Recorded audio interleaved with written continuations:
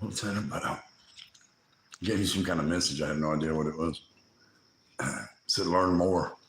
I said no, and it left me alone. So, and that's what I wanted. this is this is the first time I've ever done a live on YouTube. Usually I do it on TikTok, Facebook. I'm monetized on Facebook. I've made $6 on Facebook. I'm making a lot of money. I was trying to do stand-up comedy, but I'm not too damn funny. Unless I get high with my mother, which was today. I don't think I'm funny. I just think I'm funny. I don't know. I think I'm high. What do you think?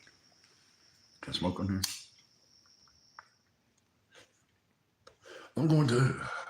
A lot of people don't know this, but I used to be a ladies' man. I know you can't tell by looking at me, but at one time I was a ladies' man. I had a meth recipe. I was a meth cook. I knew how to cook that old biker dope from California. I knew how to do that. P2P, way before the shake and bake. Shit, you do a little bitty line, you be about for 3 or 4 days. You don't want to be sitting on your damn phone, either. You be outside pulling a damn transmission out with a damn tree limb or something. Yeah. Oh shit, I used to cook some good stuff. I used to cook some good meth. I'm not bragging, I'm just saying. Everybody knows what meth does to women. Turns them into cock buzzards, dick buzzards. I'm working on that joke. Everybody knows what meth does to women. Turns them into dick buzzards. They all start flocking around you. Cock. I heard my nephew say that. I'm going to make that a joke. Everybody knows what that meth does to women. Turns them into dick buzzards. They start flocking around you. Cock. Yeah. You could tell how much dope a guy was cooking by how good looking his girlfriend was. You know what I mean? If he had a lot of dope, his old lady was fine. If he had a couple of 8-balls, he didn't have, I explained this to Bob French, Robert B. French in Fort Payne, Alabama. He was my lawyer. And I met him one day at Applebee's in Scottsboro, Alabama. He called me one day on my phone. I was out running around making meth. And Bob called me because I had just a running tab with him. I was getting all kinds of trouble. He was getting me out of it. And when I was cooking meth, I was a damn, yeah. What was that about? Yeah. When I was cooking meth, shit. I was in all kinds of, Bob French kept me from the prison. Robert, he's retired now. That's why I'm telling you stories. But I met him at Applebee's in Scottsboro, Alabama, and he gave him $5,000, and he counted it out. And then we had a steak he bought, and he was fascinated about how stupid I was about cooking meth. And so I told him how I did it, start to finish. While we was eating the steak, I told Bob French, my attorney, how I cooked methamphetamine from start to finish. Well, about 2 or 3 weeks later, he called me. His house is overlooked Fort Payne, Alabama. His house is up there with the group, Alabama. Randy Owens, Jeff Cook's got a house. That's where Bob French's house is. He called me and wanted me to come out there to his house. And it sounded important, so I went out there. When I got out there, there was another judge and 2 other attorneys and Bob wanted me to tell them how I cooked meth from start to finish. And I did. And I told them. And they thought, they was amazed by how stupid I was. All right. Because look, I would take a damn Yoo-Hoo bottle, a Yoo-Hoo chocolate milk Yoo-Hoo bottle, electric skillet, turn it on about 350.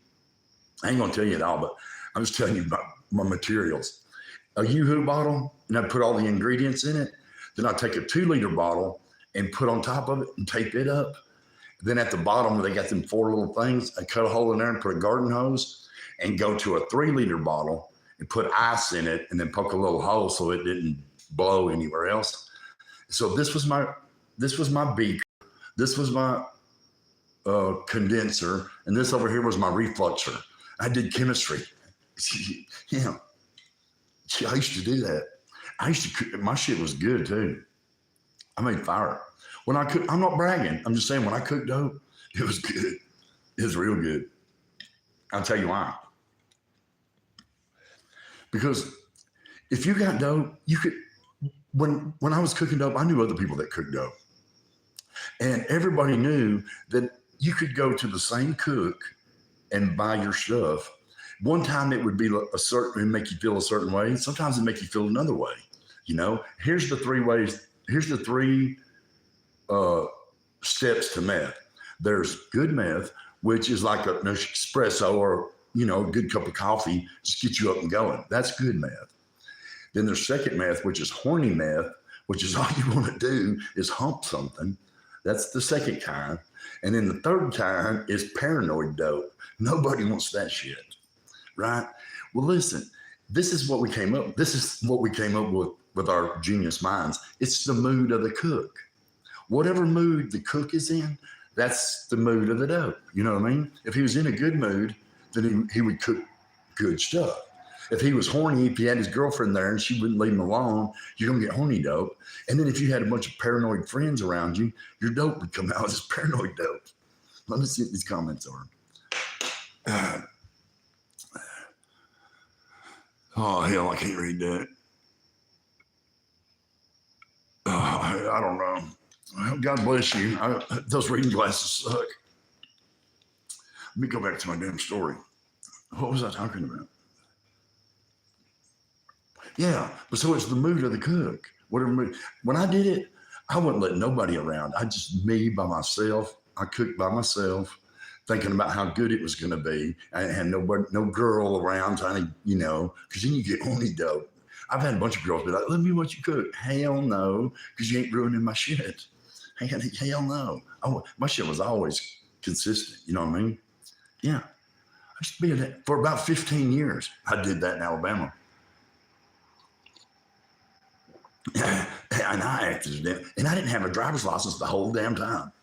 The whole time I was driving around, 15 years, I drove around with a meth lab in Alabama, in Tennessee. I didn't have no damn driver's license.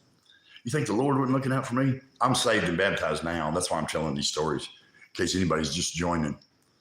Yeah, I'm saved and baptized now, but I'm telling stories about where I was at. Yeah. Oh, yeah. I gave my life to Christ this past year. September 17th of 2023, I got saved and baptized for the first time ever. Look, the guy that baptized me, he fired me from XBO Logistics 3 years before that. 3 years before the preacher, Peter Dodd, Spring Valley, baptized me, he was my supervisor and at XBO Logistics. And they fired me. XBO Logistics fired me. And Pete thought I was mad at him for me getting fired, but I knew what happened. Hell, I wasn't mad at him. But he thought that I wanted to beat him up for 3 years. And I sent him a Facebook message because I saw Pete. He told me he was a Christian. I saw how happy he was. So I told him when I got saved by myself. But I told Pete, I wanted to be happy like him. I wanted him to baptize me because I wanted him to baptize me in whatever he had because he's always in a happy mood. And he made me go to church about 2 months before he'd trust me in a pool of water because he thought I was going to drown him. I'm like, I ain't mad about that. I didn't think you had nothing to do with it. He thought I was wanting to beat him up, but I was wanting him to baptize me, and he did. And he told that story before he baptized me. He's like, yeah, he thought I was going to beat him up for 3 years. And the next time he hears from me, I want him to baptize me. That's pretty funny. I think it is. He's a buzzard, though. I don't go to that church no more. They kept delaying my baptism, trying to get me in their religion, because most churches won't baptize you. If you don't get baptized in that church's religion, they won't let you get baptized in their church. But Apostolic Tabernacle in Spring Valley, Illinois, they let me do that, and they let Peter Dodd baptize me, and he wasn't the preacher. I wanted Peter Dodd to baptize me. Peter wasn't the preacher, but the old man that ran the church, I can't think of his name, but he let all that go on. So if you're looking for, a good church, I'm just too young for that church. But they let that happen. That's pretty cool. Apostolic Tabernacle in Spring Valley across from Walmart Distribution. Yeah, Peter Dodd goes there. He's the supervisor at XBO Logistics. In case he's fired any of y'all and y'all want to beat him up. What else was I talking about? What else was I lying about? Oh, I'm just trying to cut the shit up. I was wanting to do this in audio and then cut it up. But hell, try it like this. Try to break it up. I'm more of a damn storyteller than I am a damn a comedian. I was trying to be a comedian. I was trying to be any damn thing. Hell, I'm sleeping at my sister's house on the couch, but I was in a homeless shelter, so it's looking up. I was going to Jukebox Comedy Club, but that homeless shelter's rough. I hitchhiked from Peru, Illinois, from that homeless shelter to Peoria, Illinois, to that homeless shelter to go to the Jukebox Comedy Club on Farmington Road in Peoria, Illinois. Yeah, I hitchhiked from one homeless shelter to the other homeless shelter so I could be a stand-up comedian at the Jukebox Comedy Club. Yeah. Hell, they had me on some good psych meds. I've been in a nut house about 7 times this past year. I was going to kill myself this past year, and they sent me to the nut house. I keep bobbing my head. I'm higher than hell. My mama's over here. She smokes that marijuana. She's got that good shit. She's got that medical card, and I'm higher than hell. Yes, I smoke 420, and I cuss, and I expect to go to heaven. And if I don't, I just don't. Hell, I'm going to cuss. That's what I told everybody. You ain't supposed to cuss, smoke marijuana, and go to heaven. You ride your own horse to heaven or hell. I got this little pony over here. The Jesus I believe in believes it's okay if I smoke 420. Because if I didn't smoke 420, I'd kill about 3 people a day. Because people get on my damn nerves. It's always people that don't go to church too that wants to tell you how to live right. You know what you need to do? You know what you need to do? You need to pick up a Bible or go to church. You probably don't even know where it's at. I got one because Karen Cook with Cook Ministries down there in Coleman, Alabama sent me one. What's up, Karen? Cook. This goes viral, Karen. You owe me a collection plate. You don't know, right? I might go viral. Hell, you don't know. I got a good idea, though. I think it'd be funny to get on Tom Segura like that. Tom Segura. Hell, when you hate to introduce him, Tom Segura. If you had never heard his name before, I've never tried to pronounce it before. I'd like to get on his channel. I mean, you know what I mean? Because he does that Tom Segura, that shit they do with him and his wife. What is it? Your mom's house? Yeah, they do videos of people acting stupid. I think I fit that bill. I'm crazy as shit. I've been in the mental hospital about 8 times this past year. I said 7 earlier. I'm going to keep going up. I'm going to start out at 6. If I ever get any time on the comedy stage, I've been in the mental hospital 5 times this past year. Hell, I couldn't stay out there. Hell, I got in there 6 times this past year. Just keep going up. Work that into my routine. I should tell about them damn cops. Look, when I was going to kill myself, I had a gun and shit. I was in my apartment. I was going to shoot the shit out of myself. I had one of them big old pistols like Clint Eastwood. Not one of them damn automatics and Glocks. Hell no. That was big old damn Clint Eastwood guns like he uses in a Western. I'm 54 years old. I could barely hold that bastard up. But I had it click back. I had it to my damn head. I was pulling a trigger. And then I heard thunk. I thought, oh shit, here it is. I thought I shot myself. Here it is, heaven or hell. Then I heard thunk, thunk. Police department. What do you buzzards want? It was just a routine knock for them. They knocked on the door. Mike, there's like, police department. So what do you buzzards want? And they said, Mike, you got a gun in there? I said, yeah. You should have heard them buzzards getting out in front of the door. That was so damn funny. And I know the guys. There's Josh Pellegrini and Christian Rios, 2 Spring Valley cops. And I know them. I know their damn voices. I know them that well.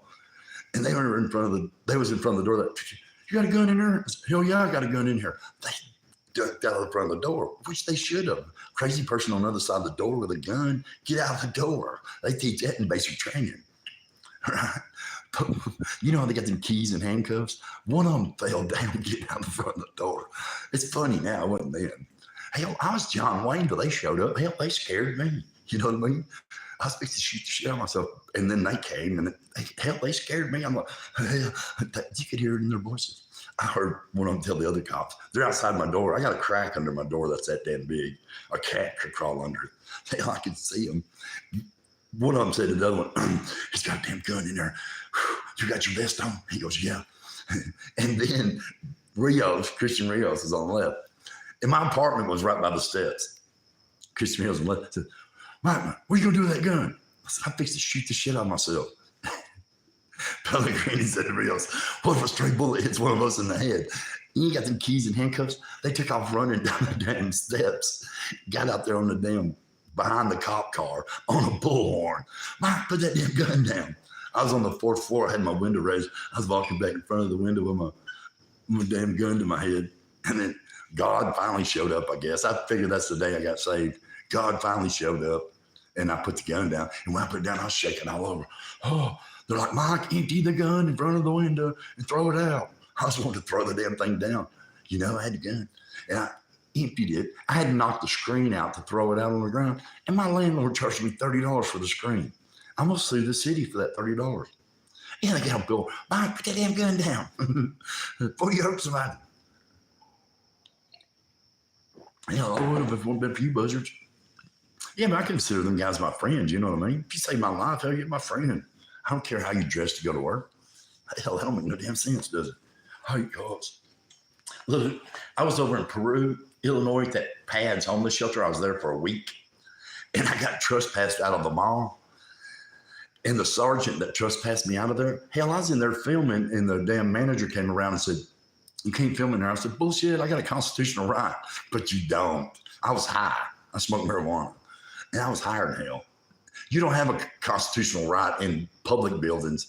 You do like in government buildings, like the post office, police department. You can film and all that, but you don't have a right. But I didn't know that. And that sergeant was there. I can't even think, I don't even know his name, but he's a cool dude. That sergeant was there. And I said, I can film. His rules don't overrule my constitutional right. He said, not in a private building. I said, oh, I can only do that in a state building, in a government building. He goes, yeah, private. I said, okay. He said, get your ass out of here. I said, well, help me find my bicycle. Because you know how it is at the mall, you lose your damn bicycle. I said, well, help me find my bicycle. So that sergeant, we walked out there and found my bicycle, and we talked, and I made him laugh and shit. Well, the day I was hitchhiking from Peru to Peoria, that sergeant picked me up, that sergeant that I'm telling you about right now, that was at the damn mall. Peru, Illinois police sergeant picked me up in Peru in front of Guffey's or Duffy's, that car lot, and gave me a ride to Putnam County. He radioed ahead and got Putnam County there. He's just trying to get me out of town. But I like to think he was doing it so I could go. He asked me where was I going. I said I was hitchhiking to the Jukebox Comedy Club. So hell, and I don't even know that damn guy's name. Every time I see a cop, I'm like, do you know him? They're like, no. But he's a Peru police sergeant. He's a little bit short guy. Yeah, but he gave me a ride, and he had Putnam County waiting on me. Putnam County gave me a ride to Marshall County. Then Marshall was going to have an officer come to Casey's, but I got tired of waiting, so I started hitchhiking. And a damn construction worker picked me up right there in Marshall County and took me all the way to right outside of Peoria. And then I started hitchhiking. And I was hitchhiking in front of these houses. I was hitchhiking down the road in front of these houses. And I heard this lady behind me. She said, what are you doing? I said, why does everybody keep asking me that? Hell, I'm hitchhiking. I'm trying to get to Peoria. She goes, I suggest you do that somewhere else. And I was going to turn around and tell her she don't own this road. And I turned around. She had one of them big old Rottweilers. And she acted like she's going to stick it on me. I said, man, you have a nice day. I put my phone down. Got walking. Well, she called the cops anyway. She went straight in the house and called the cops, even though I put my thumb down and was walking away from her house. Well, she called Peoria because I was in Peoria. And a Peoria cop pulls up and goes, what's your name? I said, Michael Hope. He said, me and Marshall County has been looking for you. We're supposed to take you to the homeless shelter. So she called the law called the law on me, but they were looking for me up and down the highway to give me a ride all the way over there. You know what I mean? So cops are cool if you're cool to them. You know, hell, every time I see a cop, I'm like, hey, what's your name? Hey, nice to meet you, whatever. Because they're cool. I'll tell y'all something funny. I got evicted out of my apartment, over $50 a month in rent. But the real reason was because my landlord couldn't make me mind. She wrote me up for disorderly conduct because I was filming a painter outside the building and I wouldn't sign it. And then she sought to evict me, and she did. And it cost them all kinds of money. But the attorney sued me for defamation of character, and I had court today. It was so damn funny. You should have seen him. I lost a case of defamation of character to this attorney that sued me. You know how much his business was worth? $2,500. I've been in business. I've been in law since 2004. I'm a fine, outstanding citizen. I've got my own single law practice in Spring Valley, Illinois. and he's defamed my law firm. Well, okay, we'll give you $2,500 because that's all your damn law business is worth is $2,500. That's funnier than hell to me. He was wanting $35,000. I was like, hell, I just didn't call you an asshole. Hell, I thought everybody knew attorneys was assholes. You sue a homeless man, hell, you're an asshole. Hell, I thought you knew. Hell, I thought you knew what you was. Hell, I didn't know. Hell, whatever. I didn't know it was illegal. I didn't know you could be sued for a bad Google review. I thought once you put your business in government domain, you're going to take good with bad. You know what I mean? He sued me because I gave him a bad Google review. Yeah, he went to court about 14 times. He had $2,500. But look, I sent him 129 emails. Every time a lawyer opens an email, he hits a damn clock. Ever how long it takes him to read that email, he bills for that. Well, I sent him 129 emails. So he opened 129 emails, copied 129 emails. He got $2,500 in court. I gave him $10,000 of damn emails. I sent him one email one day. It was 2 pages long. He called the damn cops. Yeah, he called the damn cops. I was at my apartment. I sent him an email. It was about 2 pages long, calling him all kinds of shit. And the cops came to my house, knocked on the door. And I said, police department. I said, yeah, I opened the door. I said, what's up?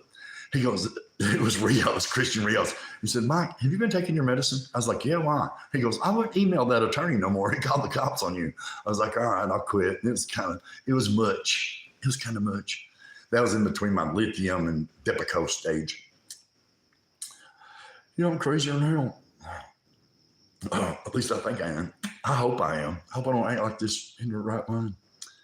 Especially when mama gets me high.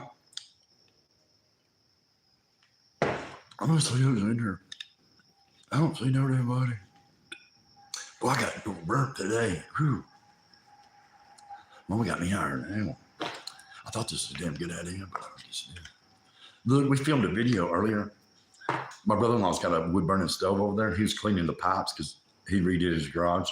He was putting those pipes back together. And we shot a video where I stood underneath the pipe that's coming in the wall, and he brushed it out, but he got on top of the garage and was going to blow it out. And I was standing over there, and it blew it on top of me. But my buddy was recording it, and he didn't get it. He didn't record it. So him blowing that shit out on me, my friend didn't even record it. We got a video. It's on my YouTube and Facebook and all that shit. But it's not the good one where he blew that shit out on me. It made a mess in the floor. When we was talking about it, me and my brother-in-law was talking about doing that. I said, whoa. He said, go. I said, no, whoa. He said, here it comes. And I just stood under that. He blew it out, and it dumped right on top of me. There's a video. Go watch it. Yeah. And Ryan didn't even record it. That pissed me off. I didn't say nothing, but.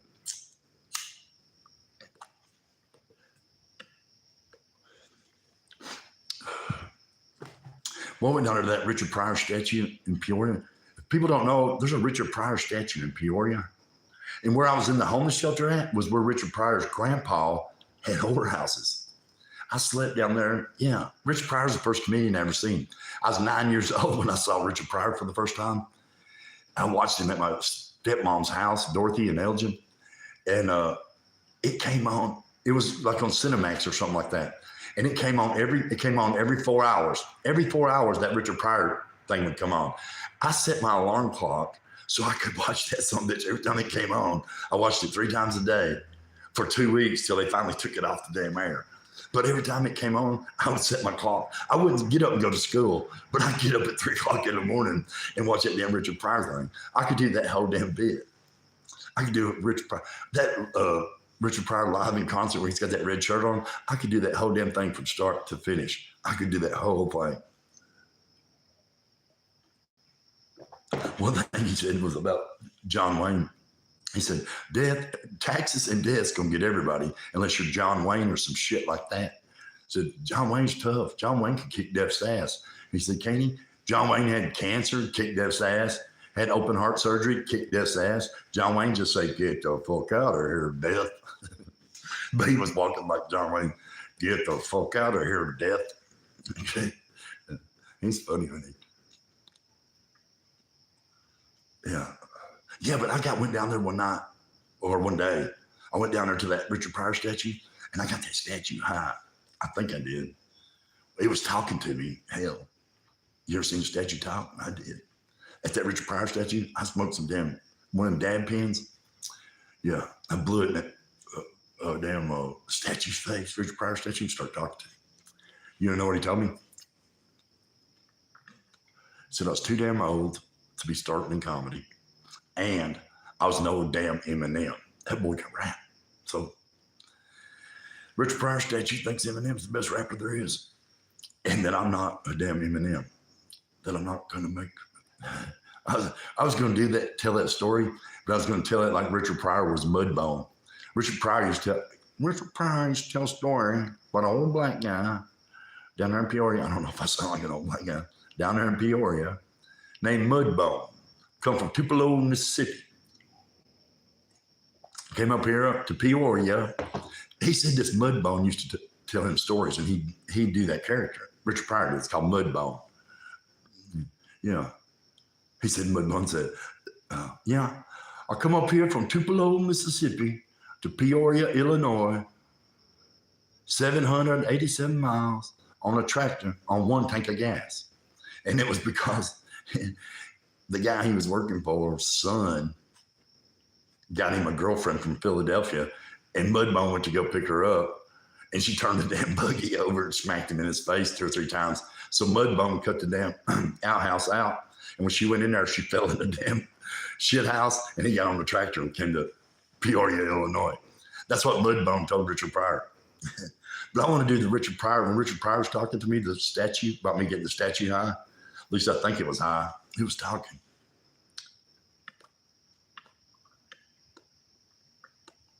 I like Patrice O'Neal too. I like Patrice. Everything him having a conversation is funny to me. When I get high, I think I do that sometimes too. But I don't know. I'm going to figure this thing out though. I've got to pay that attorney $2,500. That's funny as hell. Hell, I don't even care. $2,500. That's funny. And I got a bunch of videos I uploaded off of him suing a homeless man and shit. Yeah, he's stupid. Them Google reviews is way less than videos I got about him suing a homeless man. He evicted me. I said, look, when we was in court, he was reading all the emails I sent him. He said, Mr. Holt sent me an email that says, I'm a Christian and I don't usually talk like this, but fuck you, you buzzard. The judge looked at me. I said, yeah, I said that. And I meant every word of it. Fuck you, you buzzard. That's what I say all the time, buzzard. You damn buzzard. That's funny. He said I called him a buzzard in court. Yeah. He read all that shit in court. That's funnier than hell to me. That's on the transcript. I'm going to get that transcript of him reading all those damn emails. Damn. I'm like, damn. And he wasn't ready to fight after that? Shit. I sent him about $10,000 worth of email. He's too stupid to know it. He got $2,500. That won't even pay for him coming over here. They get $250 an hour. Attorneys get about $250 an hour. So every hour he has spent on me is $250 out of his pocket. And it's a bunch because I sent him 129 emails. Some of them was 2 pages long. That's funny to me. When he gets left me alone. Hell, I gave him a bad Google review. If he'd have sent me a demand letter to cease and desist, I would have taken it down. Because but he didn't. As soon as he sued me, I took it down. And he still wanted to go to court and get up all these charges and shit. I was like, Your Honor, why didn't he if he didn't like my emails, why didn't he just block them? Hell, I figured, he enjoyed them. He never blocked me. So I was like, hell, maybe he needs another email to let him know what a piece of shit he is. He said, that lawyer said, Your Honor, one of the emails that Mr. Holt sent says that I'm a miserable son of a bitch. I'm a miserable buzzard. And Your Honor, I am miserable. I've been losing sleep over these emails. It has made me miserable. I said, really? You evicted me into homelessness, you fucking prick. You're just living in a homeless shelter. You want to be miserable and uncomfortable. You're asleep in a damn homeless shelter. because you want to be a damn liar. Look, they're stupid. The judge says, I don't know why you don't like him so much. I said, because he's a lying bastard. That's why. He's a lying prick. And he's lost every court case he's had with me. I kicked his ass. All I've been doing is examining my damn constitutional rights. And they get pissed off about it. I'm like, hey, if I'm not allowed to do it, I wouldn't be here doing it. You know what I mean? So I'm going to do it. Hell, you know, I worked all the way up until May of 23, you know, and then I started having, and I moved in those apartment complexes, and I wouldn't cow down to that. She's going to write me up for a disorderly conduct because I was filming the painter outside on the sidewalk. I said, I'm not signing that. Then she wrote me up again. I said, I'm not signing that. She went to have me arrested for disorderly conduct for filming in the common areas. And the cop said, we can't do that. We can't arrest him. So she tried to have me arrested for invoking my constitutional rights, and I'm going to sue the shit out of them for it because she evicted me for that. She said it was because of $50 a month in rent, but they never offered me rental assistance. Never. She evicted me because I wouldn't sign them first two rights. And they used them because they say disorderly conduct. She put on outside of my file, I had 2 disorderly conducts. But if you read the description, it don't equal disorderly conduct. It equals nothing.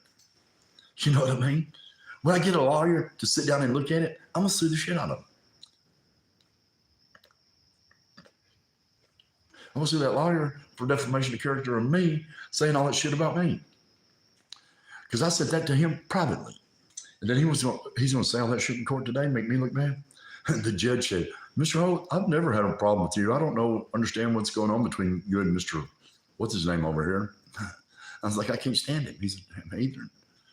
Hell, they won't leave me alone. It's not like we're in court because I have us in court. I'm in court because he's got us in court. Suing me for defamation of character. $2,500. Shit. Look, I'm telling you, he had $20,000 worth of billable hours on this case, and he won $2,500. He's a damn fool. I'm telling you. I told him, leave me alone, dude. I took the damn post down. As soon as he sued me, I took the bad Google review down and put up a more honest one. Just, you shouldn't even be doing it. I said, what? Shit, that's how communism starts. If I can't leave it, if he leaves a place for me to leave a review and I can't leave a review, that's communism. Then take your shit down, you know? But if he gets a bunch of 1 stars, what would that do? I don't know. Hey, put it up there, buddy. I'm trying to ruin his business. Well, and he won, and his business is only worth $2,500. If you've been in the law business since 2004, and your legal practice is only worth $2,500, you're doing something wrong. The judge awarded him $2,500. Well, I agree that he's ruined your business, but it ain't worth shit. Here's $2,500. Shut up. That's what he said. He should have said. That judge funny. I said, John, all those emails are from mental health patient. Hell, they had me on lithium and shit. He knows. They all knew I was in mental health. They all act like that I didn't suffer from mental health. Hell yeah, I've been in a damn nut house 8 times this year. I'm going to keep going up. Next time I'll be 9. Shit, my mama talked me into going to the nut house. Don't do that. Because you don't get to pick your roommate or your food in the nut house. I'm not talking about OSF choices where people got emotional issues. I'm talking about the damn nut house. If you're looking for a nut, go to Cicero, Illinois, to a place called Hargrove, because there's a bunch of nuts in there. People, shit, I was in there for suicide. I've never been so damn scared in my life.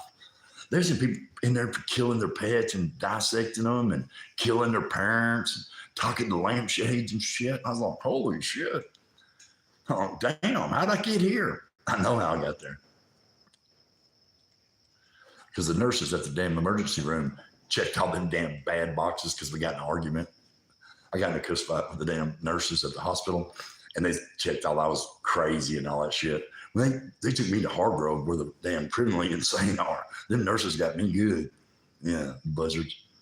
The hospital was closing. I didn't know it. Them girls was about to lose their job. And I was trying to be funny. And they was just like, And if you don't laugh at my jokes, I get offended and I become rude. And so I started saying, you got fat ankles and shit like that. She goes, okay. She kept checking boxes off till I ended up in Cicero, Illinois, to a place called Hargrove, where the damn criminally insane are.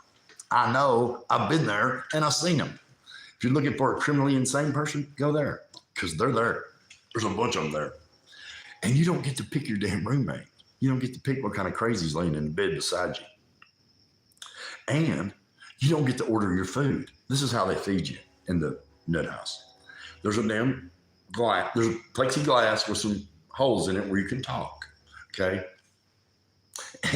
And there's a place for a tray. This is how they feed you in the homeless shelter. I mean, in the mental hospital. Eat that. That's how they feed you. That's how you get your breakfast, lunch, and dinner. Eat that. You got to eat whatever it is. First time they did it, I said, I don't want that. That guy said, you will here in a little while. He put the damn tray back up. And I did. About 3 hours later, when my stomach started growling, I went back up there. I'm like, oh, still got that tray? He's like, yeah, it's right here. There you go. Get it back to go back to your room and eat it. Pissed off, because if you think bad food is bad when it's hot, it don't get no better when it gets cold. So this is you the next day when you're in line to get your food. Eat that. You go, okay. You go back to your room. You eat that shit. Your roommate's like, what is it? I'm like, hell, I don't know, but you better go get it, eat it before it gets cold. Shit, you better hurry up. I've ate some shit. I've ate food in a mental hospital that I have to just put in my mouth and drink something behind it to swallow it because it was so damn bad. I couldn't tell. What is it? Hell, I don't know. I have no idea. I had never seen anything like this fed to a human being. But they will. They will in the nut house because they don't give a shit. At Hargrove, if you go to OSF Choices, you get to order your food. They got damn good food. If you go to OSF Choices in Ottawa, they got damn good food. Yeah, you get to order your food as much as you want. It's like a vacation in there. It's like going to the Betty Ford clinic. You know what I mean? If you're comparing nut houses to damn drug rehabilitations, OSF Choices in Ottawa is like the Betty Ford. You get to eat good, you eat in your room, they're nice, they give you medicine, they try to help you. And other hospitals don't give a shit. They're just getting your ass off the street for a little while. My mama said, they'll only keep you 4 days with the injury. They kept me 9 days in Hargrove. Well, I never got out of there.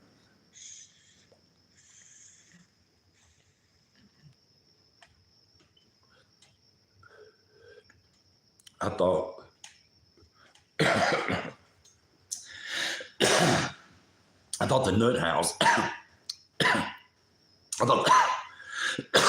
was going to shoot myself. They made me go to the nut house and to the mental hospital. And I thought once I went to the mental hospital, it was like doing jail time. I did my time in the mental hospital. I stayed 9 days. I was only supposed to stay 4. I stayed 9. I figured I did my time. Well, when I got out, I wouldn't take my medicine or follow up with going to talk to a counselor and all that shit. And my mom, I live a block and a half from my mom. I go to my mom's house. Apparently, when you get out of the nut house, you're on some kind of probation that you don't know about. Okay, so if anybody ever tries to talk you into going to the nut house, don't do it. Think about it. Because my mama talked me into that shit.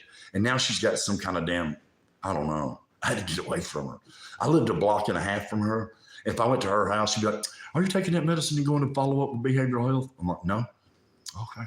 I'd go home about 20 minutes. There'd be an ambulance. 2 cops show up. Mike, you need to go to the hospital? I'm like, hell, I guess. Let me get my teeth glued. They don't provide accommodations in the nut house. Hell, they barely feed you. I won't be able to chew that shit up. Get my damn teeth glued. Go to the nut house. And then I finally worked. And I went to like Streamwood after Hargrove, and then the Choices, and then back to Silver Oaks. I was in Choices about 3 times. Yeah, they finally got me on Depakote. 1,500 milligrams of Depakote. Yeah, they got me dialed in. When I wake up in the morning, I'm like wide up. I'm manic too, bad. I'm manic, but then I get depressed too. I'm bipolar. And I got grandiose behavior. I think that's funny. Mom, you got grandiose behavior. Why? Because you think you're going to be somebody and you're not. Well, hell, I can pretend like I am until I am. Or till I'm not. Shit. Look, when I meet people, I talk so much shit. I talk so much bullshit to them that they actually think that I'm somebody. And then when I leave, they watch my YouTube channel. I'm like, oh, he ain't no damn body. That's funny. To me, it is.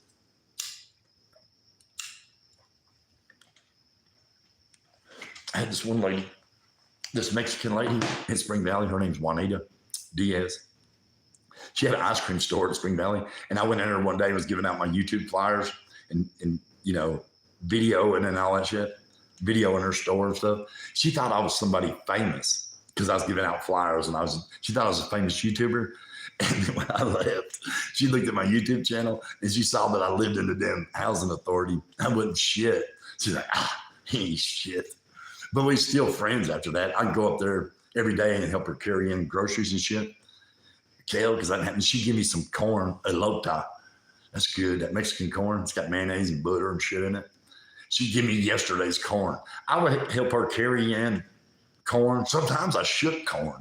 She let me borrow a pink bicycle too. I rode that bastard for about 2 months. She finally took it back. Now she can't even talk to me. Her husband's jealous for some damn reason. Hell, we're just friends. Hell, I got low T count. I couldn't do nothing with a woman if I wanted to. But I don't. That's what low T count does. Gives back your manhood. Yeah, I don't care if I never see another woman naked. Ever. Shit. And I would put up with shit. That's a blessing. When you get low T count, you know what that is. You get low T count, you got to take a Viagra.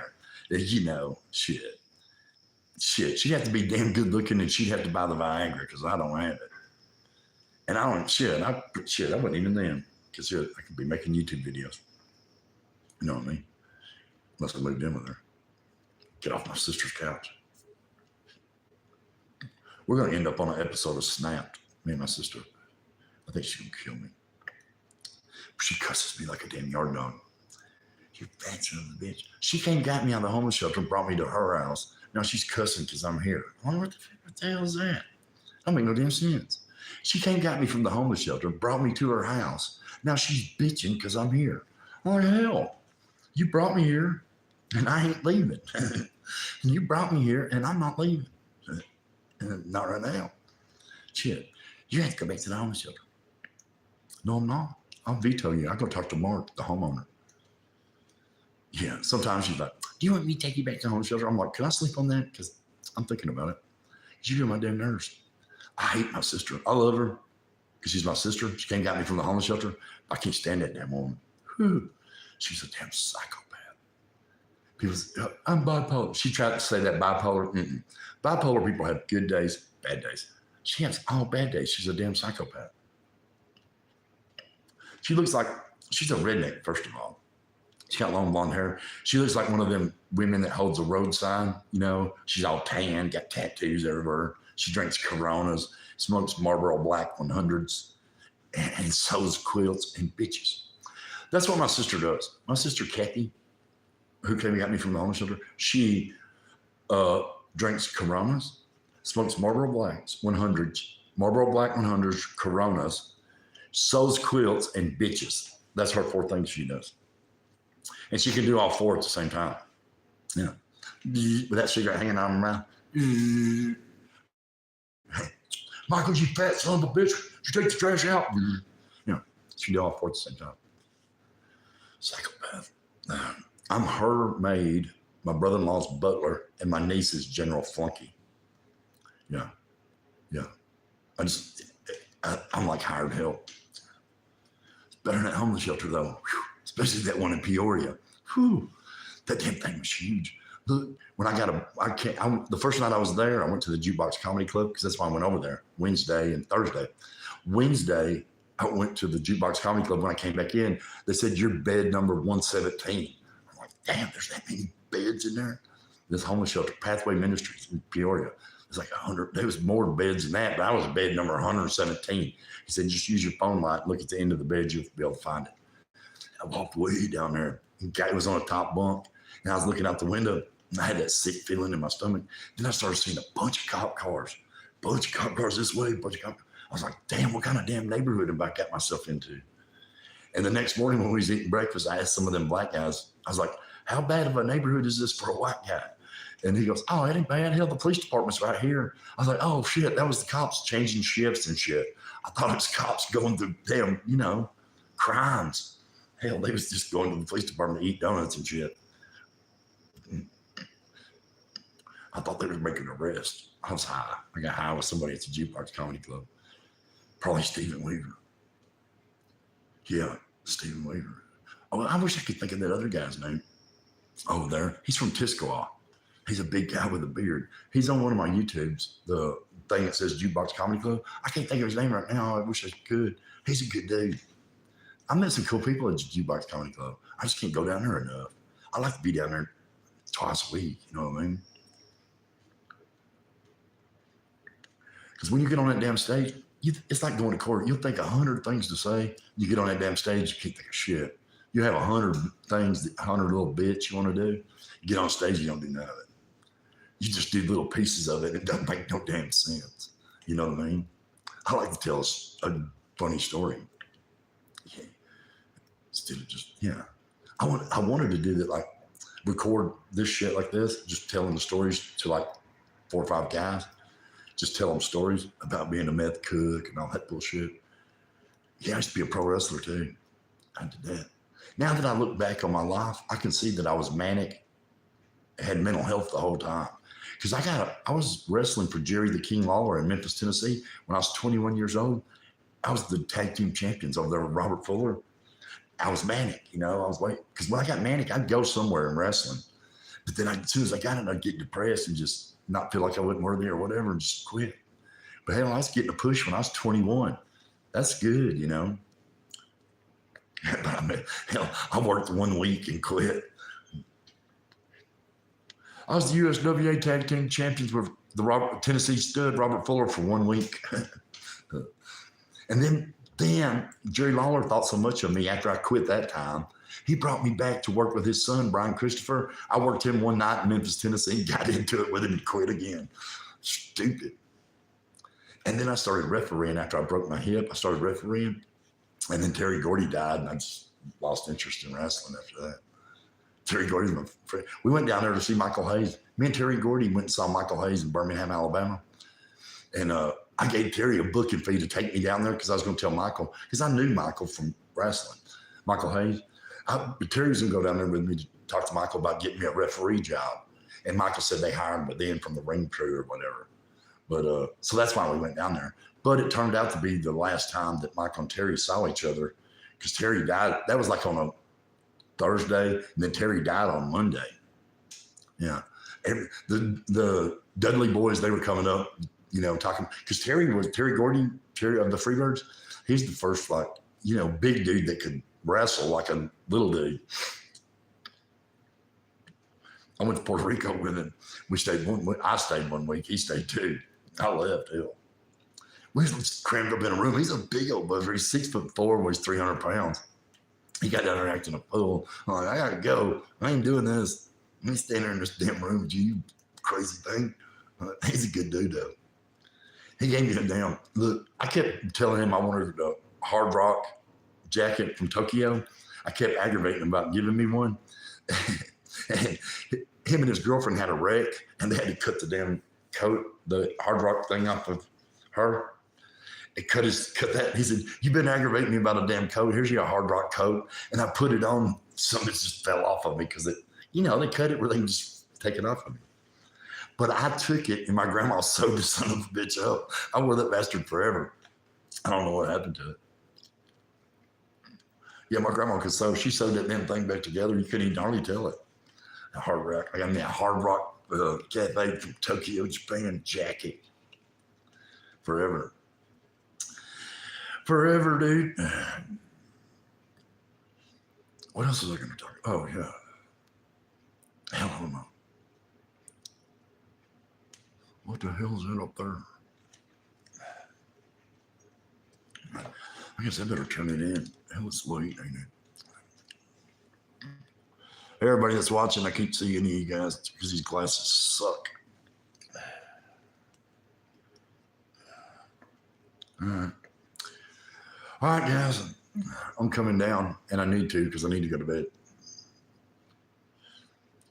can't smoke too much of that sativa. All right. Well, I'll see you guys. Got to get better. Damn sure can't get no worse. Right. It's got to get better. Damn sure can't get no worse. How do I turn this son of a bitch off? X. 50 minutes. Damn. X.